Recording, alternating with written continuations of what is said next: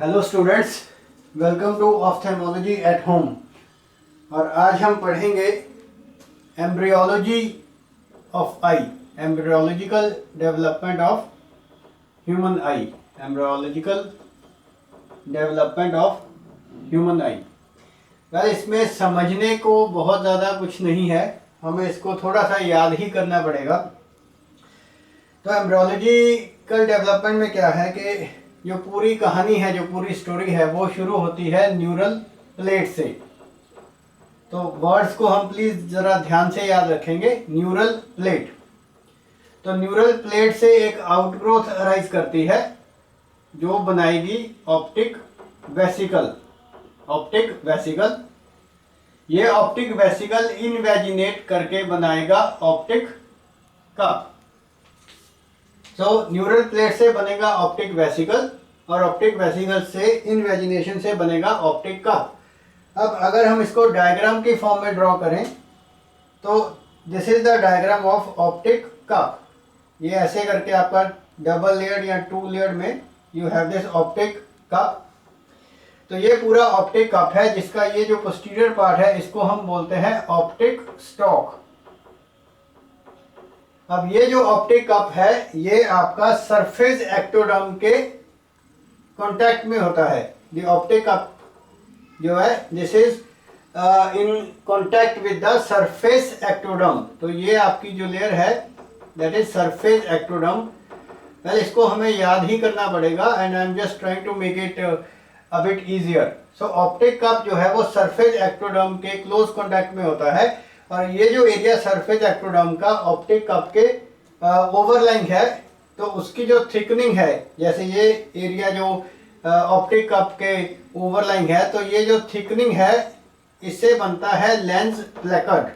तो this is called lens प्लेकर्ड और ये लेंस प्लेकर्ड आगे इनवेजिनेट करेगा अंदर की तरफ टुवर्ड्स द ऑप्टिक कप और ये बनाएगा आपका ऐसे गोल करके राउंडेड लेंस वेसिकल। तो ये है लेंस वेसिकल। अब ये जो लेंस वेसिकल है this gets surrounded by the optic cup. तो इसी डायग्राम को अगर हम आगे कंटिन्यू करें तो आप देखोगे कि ये जो ऑप्टिक कप है this is going to completely surround the lens vesicle. So the optic cup is going to surround the lens vesicle. अब इसके अलावा क्या है कि एक हमारे पास मीजनकाइम होती है। वी हैव अ एक्स्ट्रा सेलुलर मीजनकाइम जो कि इस ऑप्टिक कप को सराउंड करती है। So this is the mesenchyme which surrounds the optic cup. Even ये मीजनकाइम को भी हम इनर वास्कुलर और आउटर लेयर में डिवाइड कर सकते हैं। तो ये जो मीजनकाइम है which surrounds the optic cup, इसकी भी आप दो लेयर्स बना सकते हो कि you have a inner and a outer layer of the mesenchyme which surrounds the optic cup. So that is the mesenchyme which surrounds the optic cup. अब let's talk about के कौन कौन से स्ट्रक्चर्स इन सभी part से develop होते हैं। Well, optic जो कप है हमारा उसको हम दो हाफ में डिवाइड करते हैं।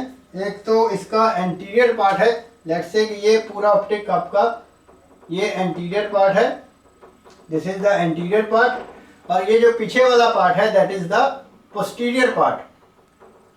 अब पोस्टीरियर को भी हम डिवाइड करते हैं, एक बाहर वाला या outer part, this is the outer part, एक अंदर वाला या इनर पार्ट, राइट। सो ऑप्टिक कप का आपके पास एंटीरियर पार्ट है, पोस्टीरियर पार्ट है, पोस्टीरियर के भी आगे एक आउटर पार्ट है, एक इनर पार्ट है। और ये आपकी सरफेस एक्टोडर्म थी जिससे कि आपका लेंस वेसिकल डेवलप हुआ और surrounding the optic cup you have the mesenchyme. अब यहाँ से हमें ये सारा कुछ याद करना पड़ेगा कि कौन कौन से स्ट्रक्चर्स आई के ये बेसिक पार्ट से डेवलप करते हैं। So let's try to understand them. तो ऑप्टिक कप को हम अब न्यूरो एक्टोडर्म बोल सकते हैं बिकॉज ऑप्टिक कप जो है वो न्यूरल प्लेट से डिराइव हो रहा है। So the structures which develop from the optic cup या neuroectoderm. So the structures which develop from the optic cup या neuroectoderm अगर हम पोस्टीरियर से शुरू करें तो ऑप्टिक कप का पोस्टीरियर पार्ट के आउटर जो पार्ट है उससे बनेगा आपका रेटिनल पिगमेंट एपिथेलियम। हम इसको क्लियरली लिखते हैं, रेटिनल पिगमेंट एपिथेलियम या आरपीई इन शॉर्ट। तो पोस्टीरियर पार्ट के आउटर लेयर से बनेगा रेटिनल पिगमेंट एपिथेलियम और इनर जो पार्ट है ऑप्टिक कप के पोस्टीरियर पार्ट का उससे बनेगा आपका प्रॉपर न्यूरल रेटिना।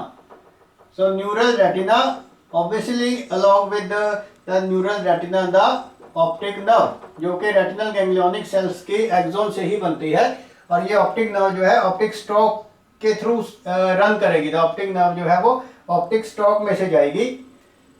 सो ऑप्टिक कप के पोस्टीरियर पार्ट के इनर पार्ट से न्यूरल रेटिना और ऑप्टिक नर्व बनेगी। जो ये ऑप्टिक कप का एंटीरियर पार्ट था उससे बनेगा हमारे पास the epithelium of iris and ciliary body, the epithelium of iris and ciliary body from the anterior part of the optic cup, epithelium of iris and ciliary body। इसके अलावा दो structures और हैं, एक आपके सिलरी बॉडी की innermost या non pigmented epithelium layer, non pigmented epithelium या innermost epithelium layer of the ciliary body, right. और plus you will have the sphincter and dilator pupillae muscles of the iris, sphincter and dilator pupillae muscles of the iris. So ये सारे structure जो हैं optic cup यानी कि neuro ectoderm से originate करते हैं। सो देयरफॉर न्यूरो एक्टोडर्म जो है it gives rise to the whole of the retina including the retinal pigment epithelium, the neural retina, the optic nerve. इसके अलावा the epithelium of iris and ciliary body, इसके अलावा the non pigmented या innermost epithelial layer of ciliary body plus sphincter and dilator pupillae muscles of the iris. अब अगर हम बात करें सरफेस एक्टोडर्म की तो सरफेस एक्टोडर्म जो है वो सरफेस पे रहेगी। अब सरफेस का मतलब है कि सरफेस एक्टोडर्म जो है, सरफेस एक्टोडर्म जो है उससे आपका बनेगा आईलिड्स, उससे आपका बनेगा कॉर्निया का एपिथेलियम और आईलिड्स के साथ जो अपेंडेजेस हैं जैसे कि लैक्राइमल अपरेटस, सो आईलिड्स प्लस लैक्राइमल अपरेटस या लैक्राइमल ग्लैंड, कॉर्निया का एपिथेलियम प्लस लेंस तो हमने देखा ही है, पूरे का पूरा लेंस, और इसके अलावा कॉन्जंक्टिवा। तो मेन ये जो स्ट्रक्चर्स हैं ये आपके डेवलप करेंगे from the surface ectoderm, right. Corneal epithelium, the lens, lacrimal apparatus, the conjunctiva. तो ये सारा कुछ जो है ये बनता है सरफेस एक्टोडर्म से। अब बाकी जो स्ट्रक्चर्स हमारे पास रह गए हैं, कौन कौन से स्ट्रक्चर्स रह गए हैं अगर आप ध्यान से देखो तो हम आईलिड्स से शुरू करते हैं।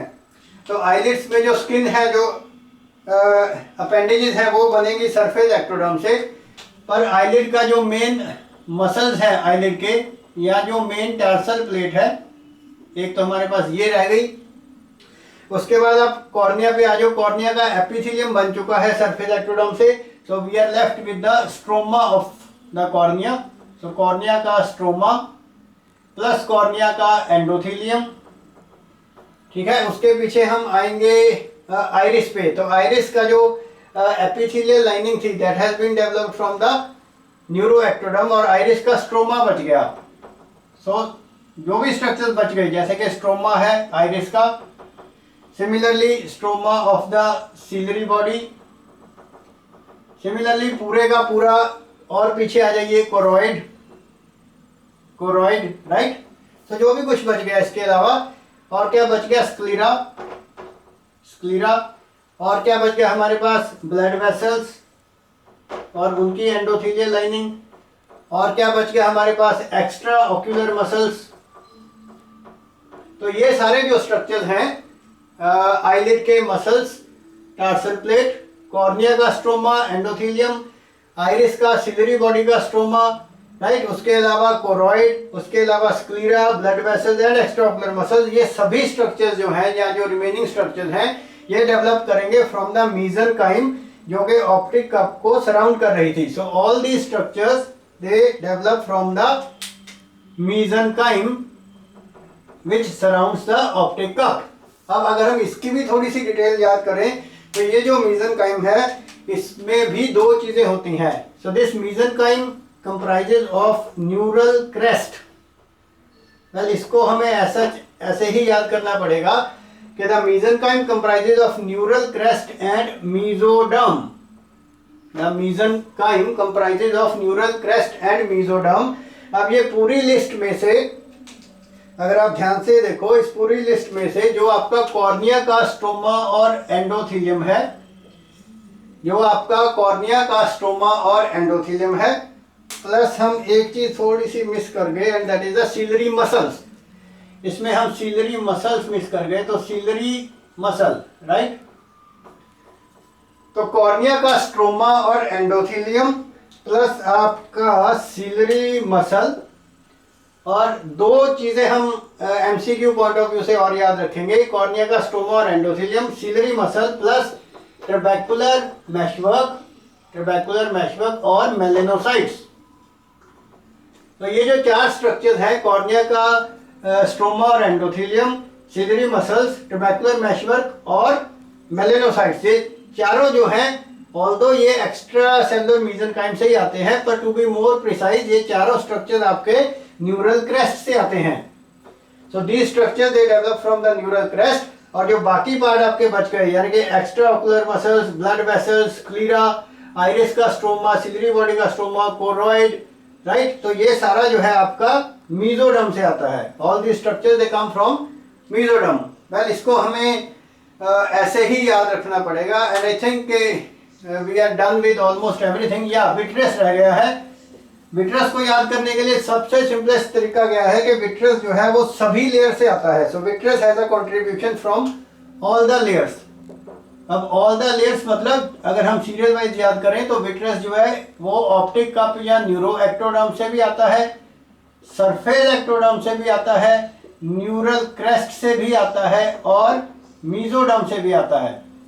तो विट्रस जो है वो सभी लेयर से कंट्रीब्यूट होता है. और अब आप देख सकते हो कि एंडोडर्म की कहीं पे भी कोई जगह नहीं है. आई की एम्ब्रियोलॉजिकल या आई की डेवलपमेंट में एंडोडर्म की बिल्कुल भी कोई जगह नहीं है. सो होप आपको ये एम्ब्रियोलॉजी बेसिक सी समझ आई होगी. सो एनी डाउट या feedback is most welcome. Please subscribe to my channel ophthalmology at home. Ophthalmology space at home. Any doubt, any feedback, most welcome. Thank you for your patience listening.